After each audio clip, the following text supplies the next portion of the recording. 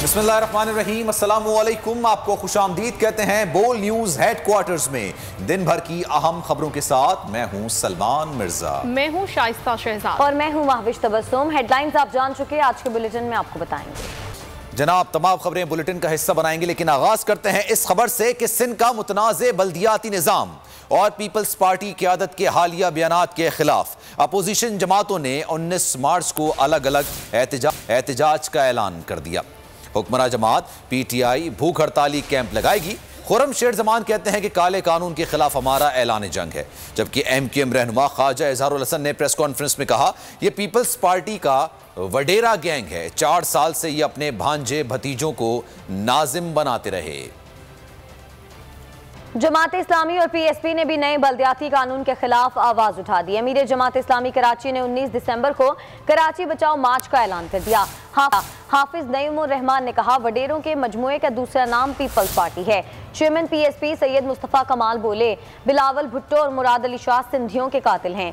जिस तरह हमने कराची को बानी मुतहदा के चुंगल से आज़ाद करवाया, उसी तरह सिंध को पीपल्स पार्टी के चुंगल से छुड़वाएंगे।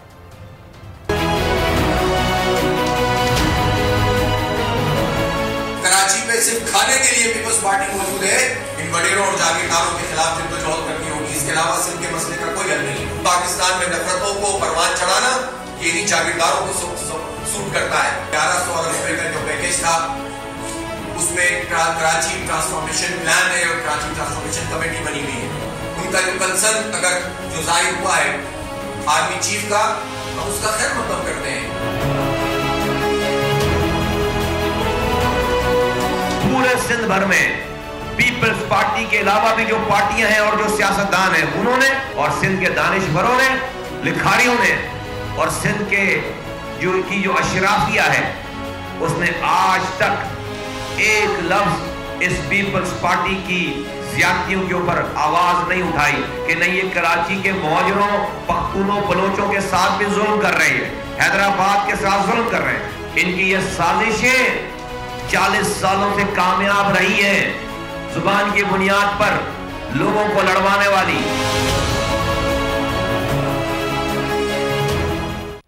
बल्दियाती बिल के खिलाफ बातें करने वाले दरअसल अनपढ़ हैं। उन्हें मालूम ही नहीं है कि बिल में इख्तियारात का मसला आखिर है क्या।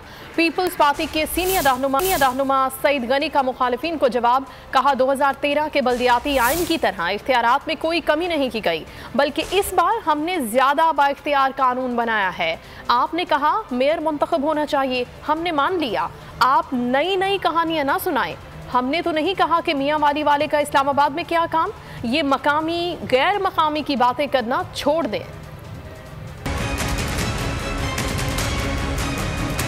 हमने जो तरामीम की हैं बल्दियाती निज़ाम में, बल्दियाती कानून में, उससे 2013 के कानून में जो इख्तियारात थे उसमें कमी नहीं हुई है, उसमें इजाफा हुआ है।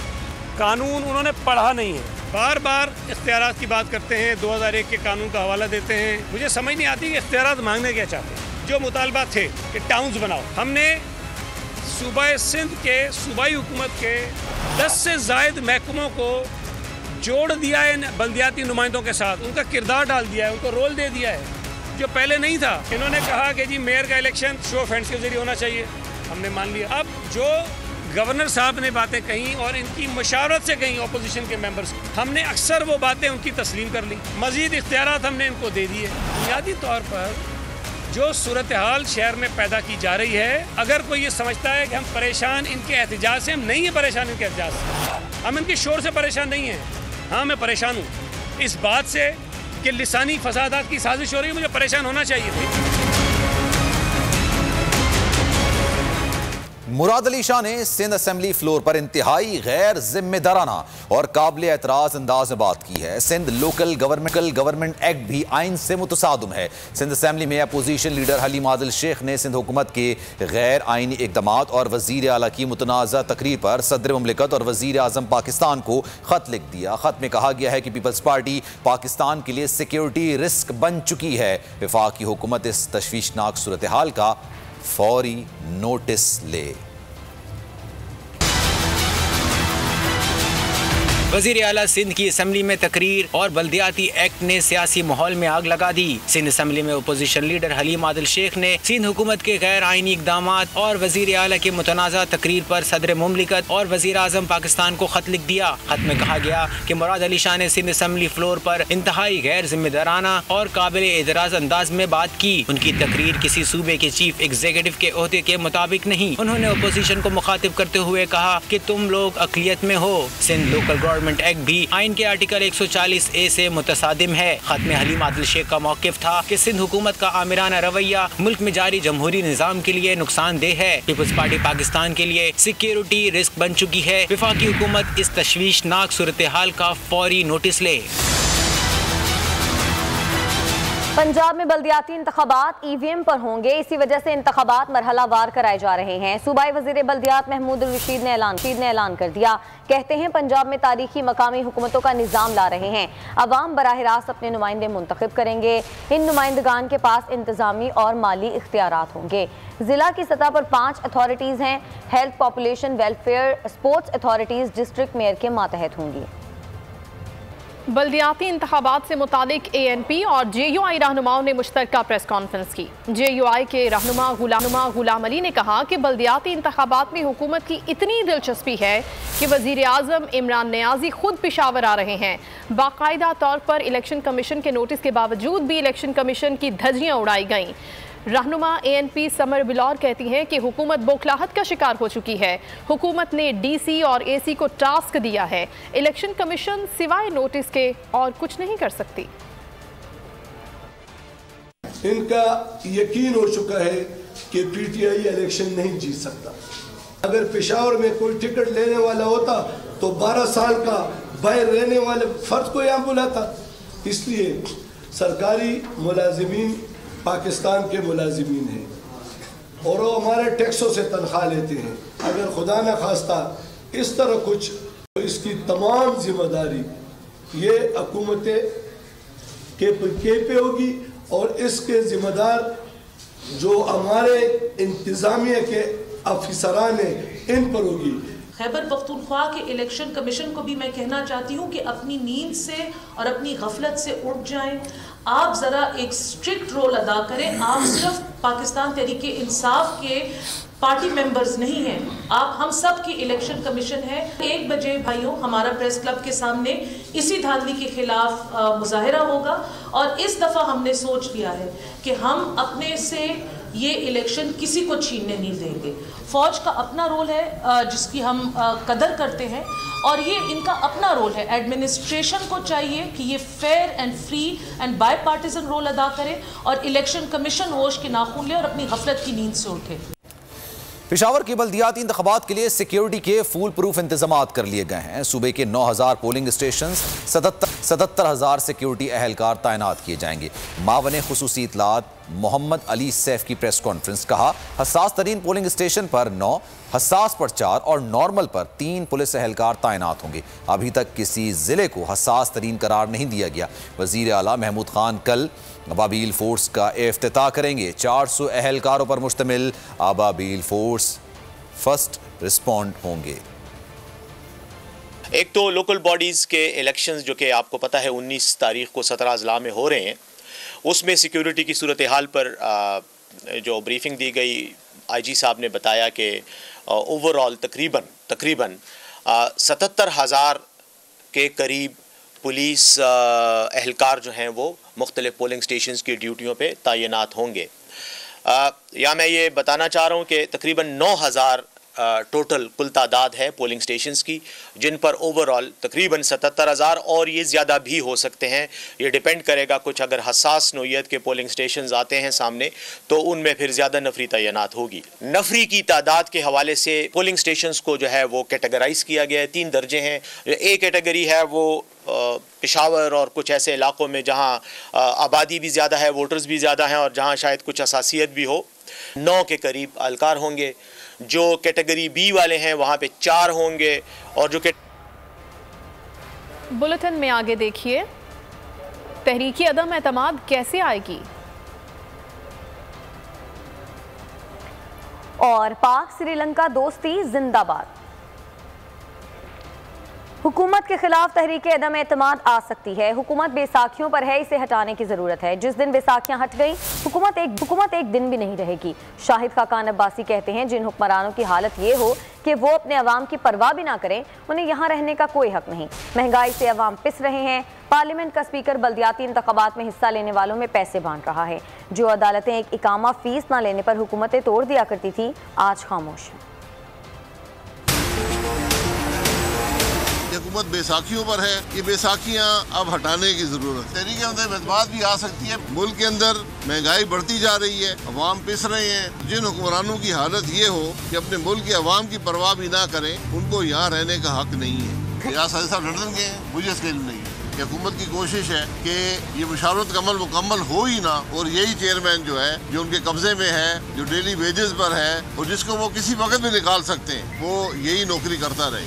नैब का चेयरमैन वो है जिसके पास कोई इख्तियारात नहीं है। जिसमें कोई अखलाकी कदरें होती तो 6 अक्टूबर को नौकरी मुकम्मल हो गई, छोड़ के घर चला जाता। मुल्क की कौमी असम्बली का स्पीकर, जो पार्लियामान का वकार होता है, जो जमहूरी कदरों का अलम बरदार होता है, वो बल्दियाती इंतखाब में हिस्सा लेने वालों में पैसे बांट रहा है। वही आला अदालतें जो एक अकामे की फीस न लेने पर हुकूमत तोड़ दिया करती थी, आज खामोश बैठी।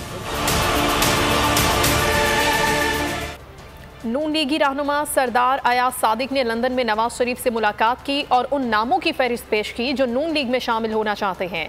नवाज शरीफ का कहना था कि हुकूमत ने पार्लियामेंट को तमाशा और रबर स्टैम्प बना दिया है।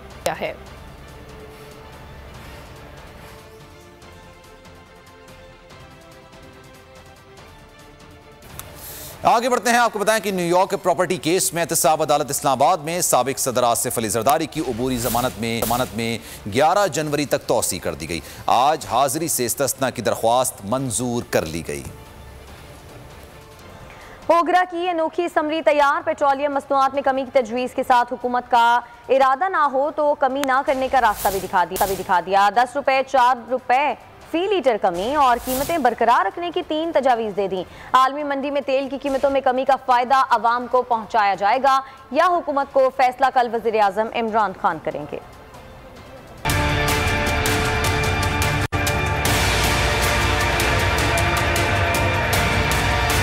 आलमी मंडी में खाम तेल की कीमतों में नुमाया कमी, फायदा अवाम को पहुंचाया जाएगा या खजाने को भरा जाएगा। अवाम ने रिलीफ की उम्मीदें बांध ली। ओकरा ने उम्मीदों पर पानी फेर दिया। पहली बार 3 तजावीज देकर हैरान कर दिया। पहली तजवीज में 8 से 10 रुपए तक फी लीटर कमी का मशवरा दिया गया। साथ ही हुकूमत को समझाया कि अगर टैक्स बढ़ा दिया जाए तो 4 रुपए फी लीटर तक कीमतें कम हो सकती हैं, और अगर हुकूमत का अवाम को फायदा पहुँचाने का इरादा न बने तो टैक्स को दुगना कर दे और मौजूदा कीमतों को बरकरार रखे। हतमी फैसला वज़ीर आज़म इमरान खान करेंगे कि टैक्सों में इजाफा किया जाए या कमी। IMF की शराइत पर हुकूमत ने लेवी में हर माह 4 रुपए इजाफा करना है। ये इजाफा पेट्रोल डीजल पर लेवी 30 रुपए फी लीटर तक किया जाएगा। गुज़िश्ता 15 दिनों में आलमी मंडी में तेल की कीमतों में 10% तक कमी हुई। ओकरा ने $74 फी बैरल के हिसाब से सौदे किए।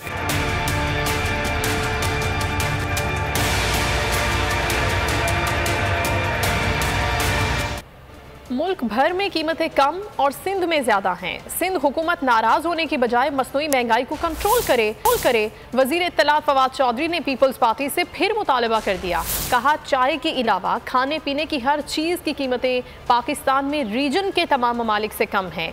मीडिया ब्रीफिंग में बताया कि फवाद चौधरी ने कहा कि काबीना इजलास में वजीर आजम ने गवादर वालों के मसाइल हल करने की हिदायत की है। असद उमर और जुबैदा जलाल बलोचिस्तान जाएंगे। काबीना में इस्लामाबाद में इलेक्ट्रॉनिक वोटिंग मशीन के इस्तेमाल पर इलेक्शन कमीशन के फैसले का खैर मकदम किया गया। इलेक्शन कमीशन ने वजारत साइंस को खत लिखा।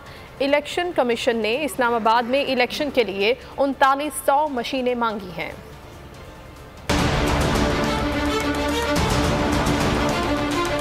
तीसरे मुसलसल हफ्ते में जो सेंसिटिव प्राइस इंडेक्स है वो नीचे जा रहा है। मासवाई सिंध के जहाँ पे बदकिस्मती से वहाँ की हुकूमत ने सेहत कार्ड और राशन के प्रोग्रामों में शिरकत नहीं की, इस वक्त भी पाकिस्तान इस रीजन में सबसे सस्ता मुल्क है सवाए चाय के, जो वहाँ पर जो हिंदुस्तान में 1232 रुपए की है। 2 वफाकी वज़रा असद उमर साहब और जुबैदा जलाल जो हैं वो वज़ीर आज़म के बिहाफ के ऊपर गवादर जाएंगे और वहाँ पे जो इस वक्त के मामलात हैं उनके ऊपर वो उनका हल भी बात करेंगे। ये जो इलेक्ट्रॉनिक वोटिंग मशीन का मामला है, ये 2012 और 2016 में जो पहले पीपल्स पार्टी ने और बाद में PMLN ने ये बात आगे बढ़ाई थी, हम उसी को लेकर आगे बढ़ रहे हैं और हम समझते हैं कि इसके ऊपर तमाम सियासी जमातों को अपना मुस्बत किरदार जो है वो अदा करने की ज़रूरत है। और अब जबकि इलेक्शन कमीशन ने ये खुद ये कहा है कि वो इनको ये मशीनें जो हैं वो चाहिए अगले इस्लामाबाद के इलेक्शन के लिए,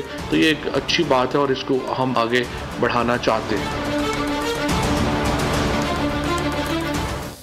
शहबाज शरीफ ने हुकूमत को फिर निशाने पर रख लिया, अल्फाज की गोलाबारी कर दी। एक बयान में कहा कि तहरीक इंसाफ की हुकूमत 3 साल में मुल्क को महंगाई, गुर्बत और बेरोजगारी के समंदर में डुबो चुकी है। पाकिस्तान में दुनिया में तीसरा महंगा तरीन मुल्क बन चुका है। 3 साल में 20,000 अरब रुपए का कर्जा मुल्क पर चढ़ा दिया गया। यह है तब्दीली। शहबाज गिल ने दिया तुर्की ब तुर्की जवाब। कहा 30 साल मुल्क को लूटने वाले 3 साल की कारकर्दगी पर सवाल कर रहे हैं। छोटे मियां साहब करप्शन और मनी लॉन्ड्रिंग का जवाब दें।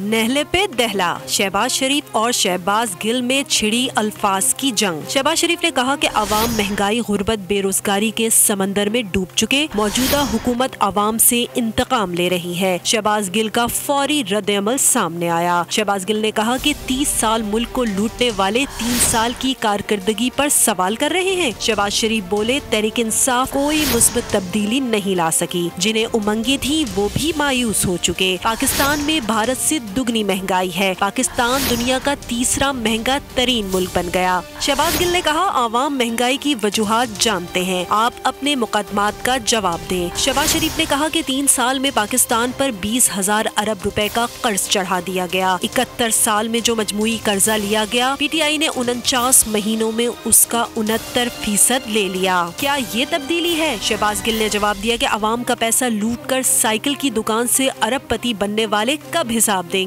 तकरीरें नहीं, छोटे मियां करप्शन और मनी लॉन्ड्रिंग का जवाब दें। रोज कॉपी पेस्ट जाली बयानियां फैलाया जाता है।